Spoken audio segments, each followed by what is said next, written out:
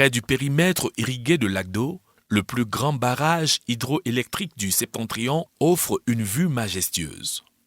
Dans les années 80, la construction du barrage a drainé d'importantes vagues de population de l'extrême nord. Le périmètre irrigué a été aménagé sur 1000 hectares. Il devait profiter en priorité aux populations locales et aux ouvriers employés dans la construction du barrage. Avant les barrages, là, on a des champs sorgho, les maïs, les milles, là, beaucoup. Mais maintenant, ils ont tout retiré. Ils ont fait les périmètres, ils ont cultivé les riz. Une personne qui a beaucoup des enfants, qui a un quart. Avant, là, nos parents qui ont beaucoup des hectares. Maintenant, on a un quart, 2 quarts. Bon, ça c'est difficile pour nous maintenant. On a 2 quarts ici. Voilà, le demi-quart, c'est pour mon petit frère. Le demi-quart encore, c'est pour une autre petit frère. Voilà, le demi-quart pour moi, le demi-quart, c'est pour ma maman. Si tu as l'argent là, il y a quelqu'un qui loue comme ça. Un quart, c'est à 20 000 francs. Le demi-quart, c'est à 10 000 francs.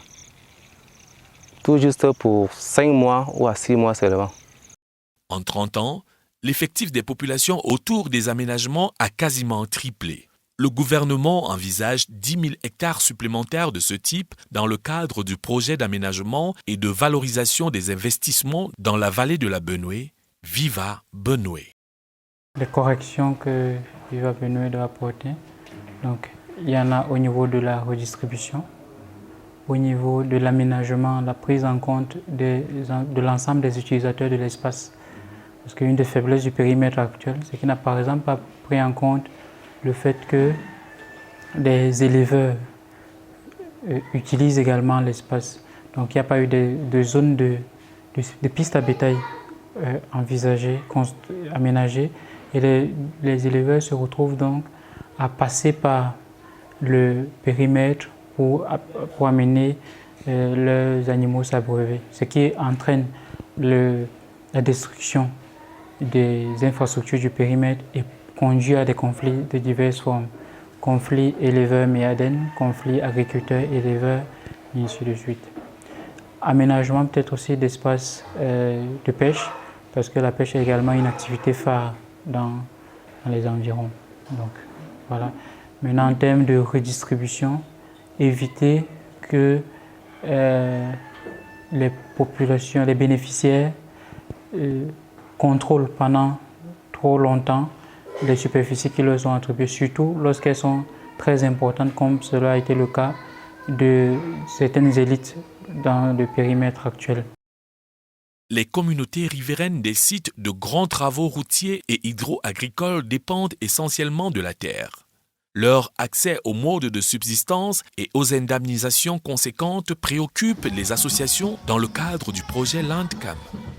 Depuis 2019, entre les villages Minglia et Masaka, à 42 km à l'ouest de Maroua, le projet de barrage de Mokong sur le Mayo Tianaga refait surface.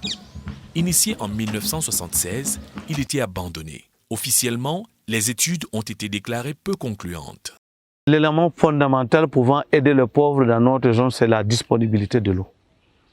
Maintenant, on n'aura pas, quand il y aura retenue d'eau au niveau du barrage de la Maliki, on n'aura pas suffisamment de l'eau pour nous-mêmes et pour nos bétails. Voilà un handicap.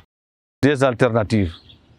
Soit orienter le projet de barrage de la Maliki ailleurs, en l'empêchant de descendre dans notre zone, ou bien l'empêcher totalement.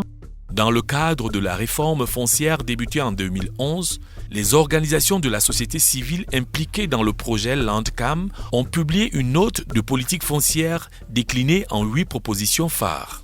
Elles devraient, si elles sont adoptées, garantir des droits fonciers sécurisés à tous les acteurs, aussi bien dans le Septentrion que sur toute l'étendue du territoire camerounais.